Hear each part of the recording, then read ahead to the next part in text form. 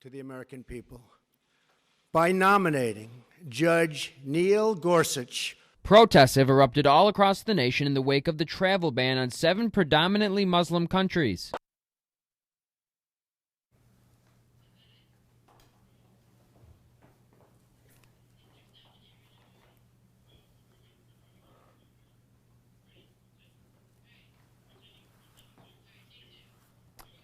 All that and more ahead.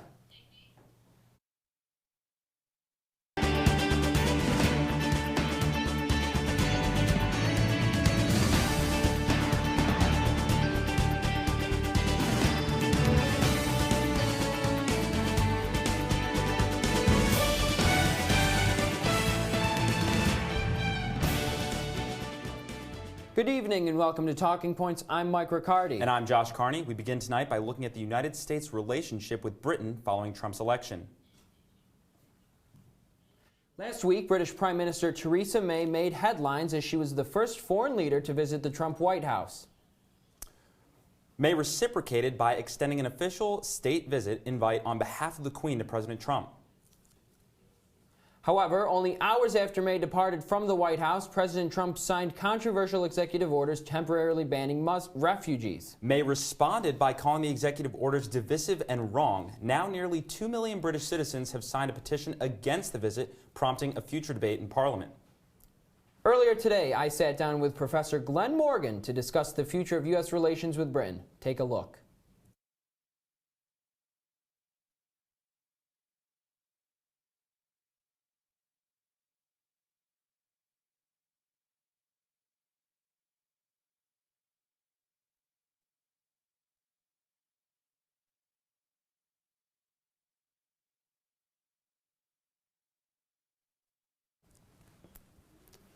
Coming up after the break, we'll discuss President Trump's nominee for the Supreme Court.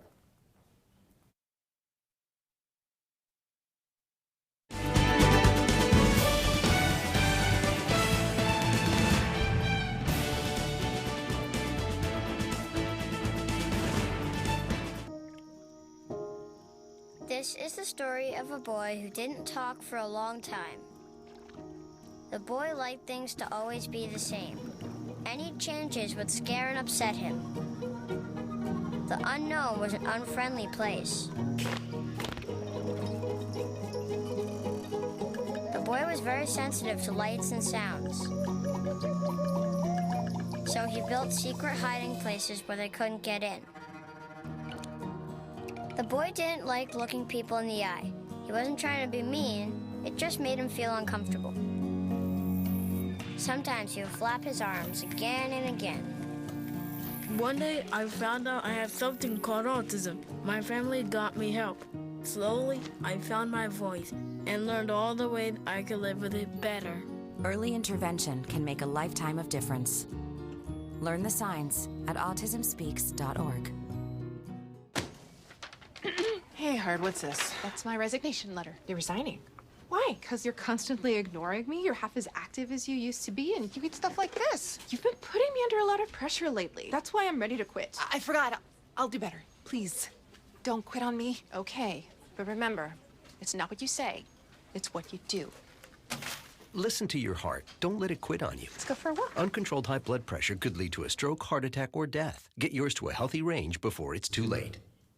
Well, after a long battle for the 9th Supreme Court Justice, Republicans finally have a nominee that they want. On Tuesday, President Trump nominated Neil Gorsuch to the highest court in the nation. Here to talk about what we can expect from Justice Gorsuch, or even if we can expect a Justice Gorsuch, is Talking Points political correspondent Dan Prager. Dan, thanks for joining us. Thanks for having me. Simply, why Gorsuch?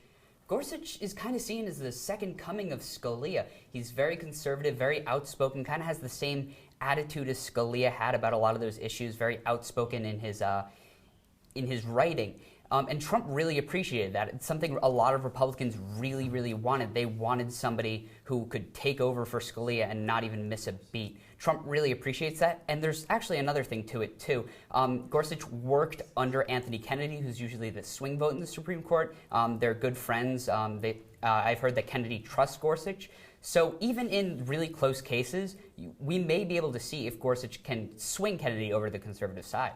So like you said, Justice Gorsuch is very similar to Antonin Scalia. How overall will this affect the balance of the court? Right now we're at 4-4. It's kind of evenly split. How do you think it's going to look moving forward? So one of the big talking points that Republicans had was maintain the balance of the court. Gorsuch is actually a little bit more conservative than Scalia overall if you do an analysis of his views. That said, it probably won't change anything from pre to post Scalia, I guess. But if, as I said before, he can swing Kennedy, that might have some effect, but expect Gorsuch to kind of have a lot of the same views as we had before Now, will Scalia the died. Merrick Garland situation affect Democrats' decision on this matter? Oh, absolutely. Democrats are mad. They see 8 years of obstructionism from Republicans, and they see that as kind of the culmination of it. And Republicans largely got away with it. Mitch McConnell must feel like the smartest man in the Senate right now. So Democrats are really angry. They're out for blood. They want someone. I actually know a friend of mine, a Democrat, who said they could nominate anybody. Gorsuch, they could nominate Hillary Clinton. If it's not Merrick Garland, I don't want my representative voting for them. So the strategy moving forward then will most likely be that Democrats are going to really try and block this, like you said, and it may have to take Mitch McConnell to invoke the nuclear option, which, you know, gets rid of that 60-vote supermajority and then makes them only need a majority. What do you think are the chances that he does that? It's a really dangerous precedent if he does that. I think the chances are pretty low, but if Trump comes in and says, you should do this, I want my nominee, if his constituents and people around the country are saying do it, if Gorsuch won't get confirmed, I think there's a good chance McConnell will. That'll really come back to bite him and the Democrats, forcing in 4 to 8 years or whenever a new Democrat comes into the White House, super liberal justices, and we're just going to see more hyper-partisanship if he does. So I think that's weighing on McConnell's mind, and he's probably not going to do it unless he's really forced to. Yeah, so thank you very much, Dan, for joining us. If anything in this year in politics taught us, it's you cannot be surprised by anything. Absolutely not. During her final State of the City address, Mayor Stephanie Miner declared Syracuse a sanctuary city. This means Syracuse police will not comply with the federal immigration authorities. Just 2 weeks later, President Trump issued an executive order that threatens to strip federal funding from all sanctuary cities. How could this affect Syracuse? Connor White went to the school district headquarters to find out more.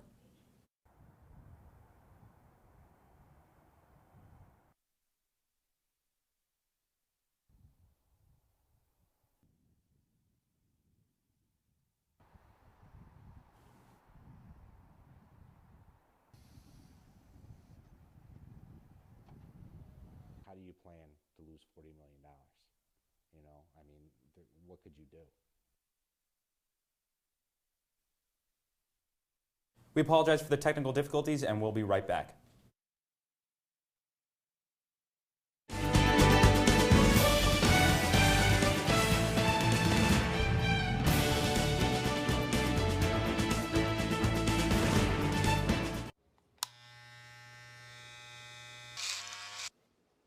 You've messed up your son's haircut. Mom? Do you A, try to fix it? Like it never happened. B, work with what you got? Or C, show solidarity? Thank you, baby. As a parent, there are no perfect answers. But you don't have to be perfect to be a perfect parent. Thousands of teens in foster care will love you just the same. Adventure can be found anywhere, but the best place to start is in the forest. I spy something beginning with S. Snow? No. Snow-covered trees. Nothing to do with snow. Head outside to discover incredible animals and beautiful plants that come together to create an unforgettable adventure. Wow. So grab your loved ones. Don't even. And explore a world of possibilities. Come on, this way. Visit discovertheforest.org to find the closest forest or park to you.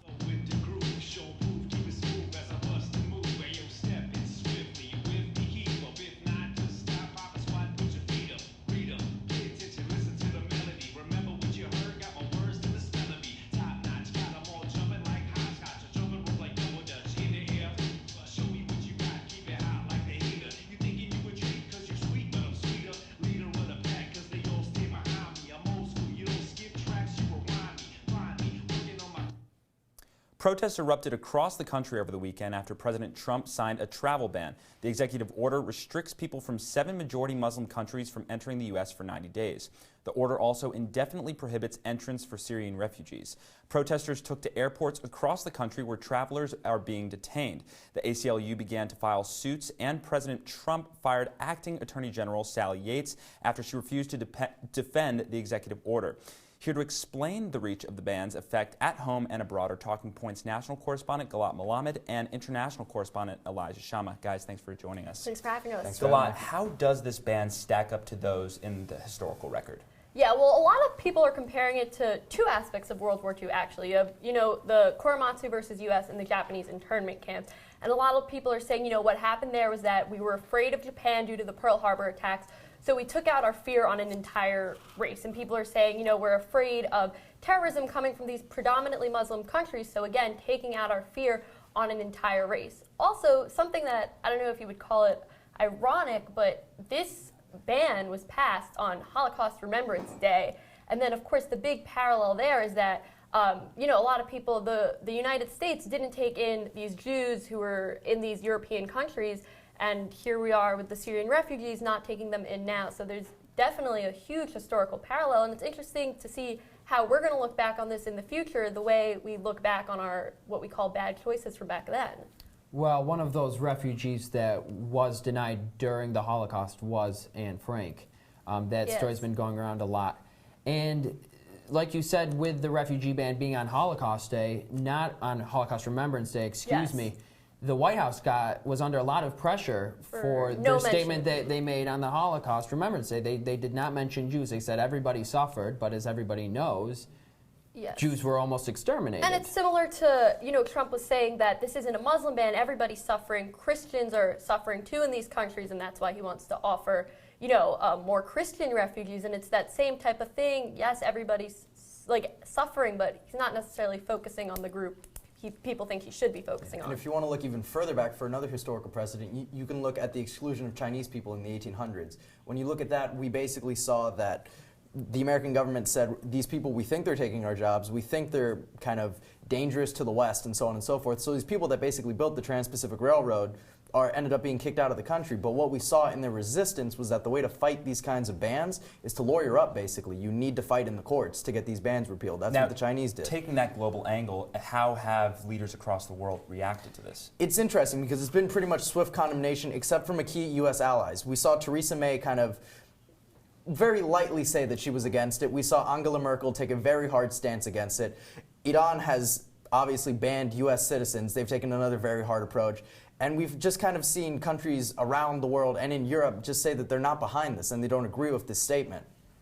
And Galat, so let's take a look at the 7 countries we have here. Iran, Iraq, those ones are a little more obvious considering recent events. And then when you go into countries like Yemen, Libya, Somalia, Sudan, why these countries out of all the different countries that they could pick? Right, I mean, there's obviously many more Muslim majority countries than just the 7 they listed. And basically the Trump administration's response to that is, these are high terror countries. They have the highest terrorism. That's what they're saying.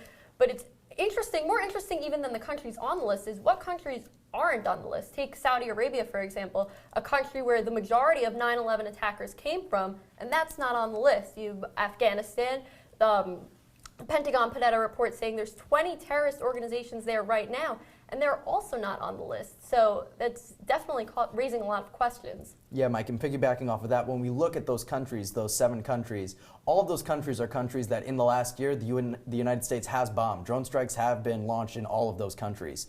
So when we look at these countries that we're kind of saying are terrorist countries, really there have been U.S. strikes in all of these countries, and we're kind of in a way, making these people refugees in some capacity and then denying them at the gate. But when you go further than that, when you look at kind of the countries that have also been denied, Trump also has business ties in all of these countries.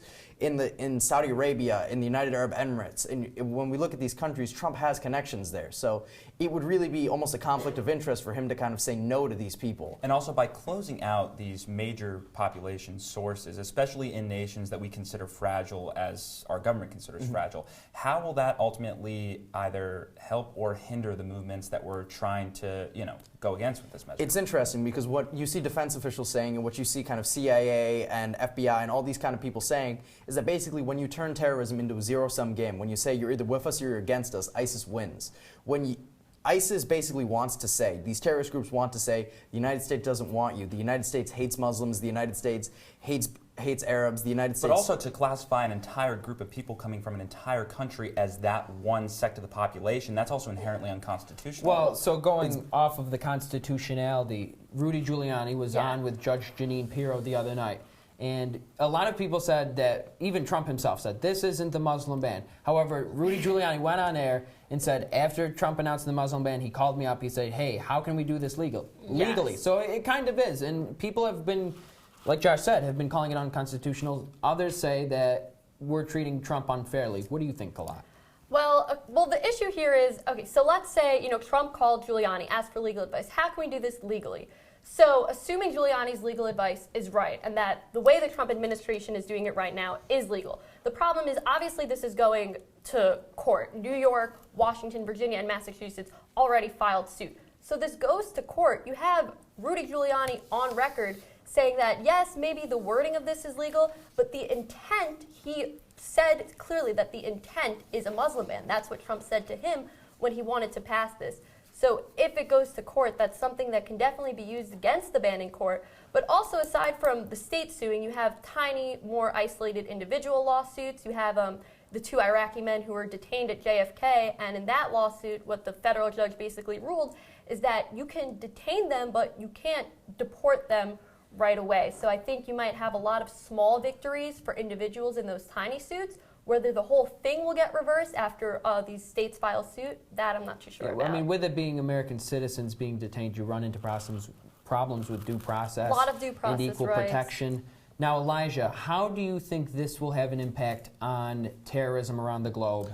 I think in a lot of ways it kind of vindicates what a lot of these groups have been trying to say and what the propaganda that they're trying to say, because it shows them the United States doesn't want these people, and if the United States doesn't want them, where are they going to go?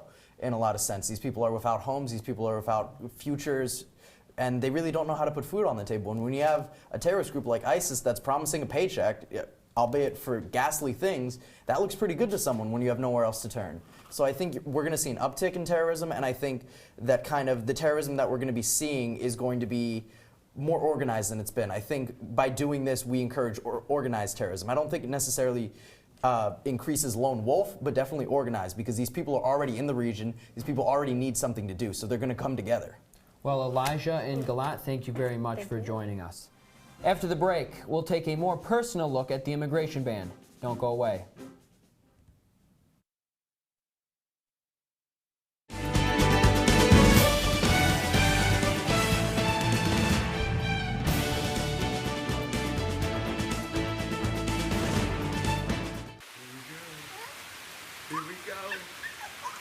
We're gonna go out there in the rain. We're gonna get wet. All right, here we go.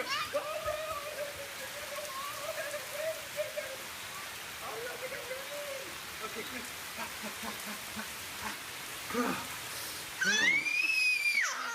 oh yeah, yes.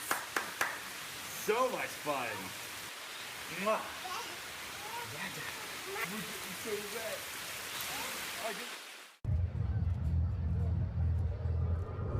Looking for these? You drive buzzed. It could be one very expensive ride. First, you gotta make bail. Then pay me to get your car back. Your insurance premiums will go through the roof. And my legal fees just keep adding up. All told, it could end up costing you $10,000. Buzzed, busted, and broke. Because buzz driving is drunk driving. Your daughter just had her first breakup. Do you A, put yourself in her shoes? B, console her? Don't worry, sweetie. This is gonna happen a lot. Or C, find her a new boyfriend? Nice, single boys. That was weird. As a parent, there are no perfect answers. But you don't have to be perfect to be a perfect parent. Thousands of teens in foster care will love you just the same. Last Tuesday, President Trump signed an executive order to revive the construction of the Dakota Access and the Keystone XL pipelines. President Obama had previously halted construction of the two pipelines after fierce protests. What type of impact will they have on the environment and jobs in the area? Talking Points science and technology contributor Josh Feinblatt is here to tell us more about the weight of these executive orders. Hey guys.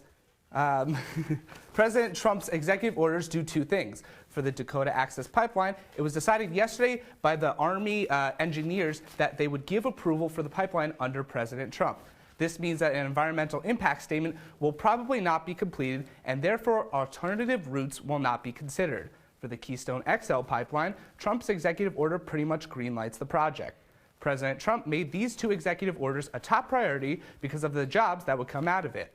While the Dakota Access Pipeline is already mostly built, President Trump says that 28,000 jobs will result from just the Keystone XL pipeline.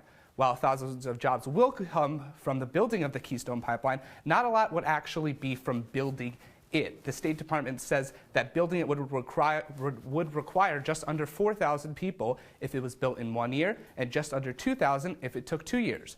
But after the pipeline was constructed, only 35 full-time jobs and 15 temporary jobs would remain. Where President Trump might be getting his numbers from is that there are estimates that the pipeline could indirectly create over 40,000 jobs at some point. Trump also states that the pipeline will only be built with American pipes, but TransCanada, the company building the pipeline, has not agreed to using American pipes. So while the two pipelines would create jobs, there are many detrimental effects that can come environmentally.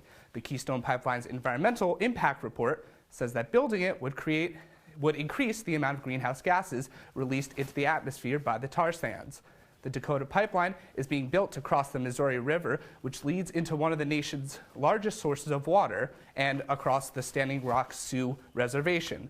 But we have no way of knowing the environmental impact of the Dakota Access Pipeline because President Trump's executive order means that the Army will not be conducting that study. There's no doubt that these pipelines will create jobs, but are the environmental impacts, which we do not even fully know, worth it? For the Trump administration, the jobs are. We'll be right back.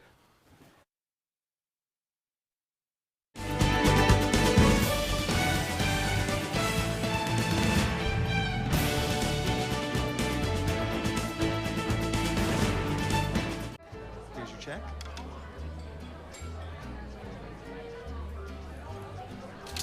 Oh, you got it.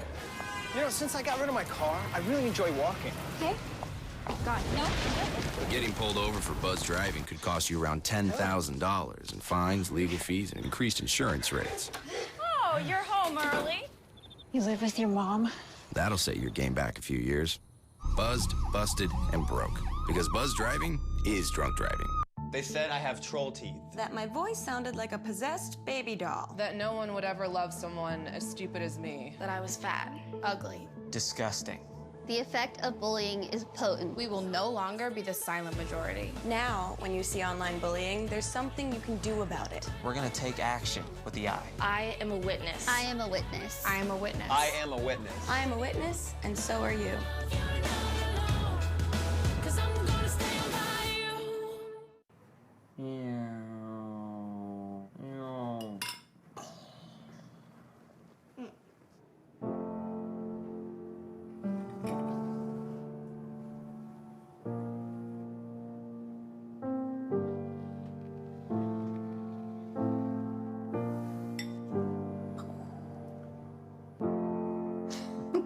Visit aarp.org/caregiving for information on how to provide even better care for the person who wants to care of you.